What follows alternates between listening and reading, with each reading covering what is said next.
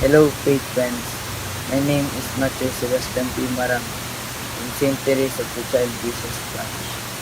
The Gospel for today is Matthew 19:23-30. Ang natutunan ko sa Gospel na aking binasa ay pagiging mahina nating mga tao na pinakita sa una pa lang ni Adan at Eva na kinain ang mansanas kaya sila ay nagkasala sa Diyos. Ang sistema nating ito ay nadala natin hanggang sa paglaki. Kagaya ko po, na bata pa lang na sumusuway, wag po nating panatiliin na sinusuway ang ating mga inuutos.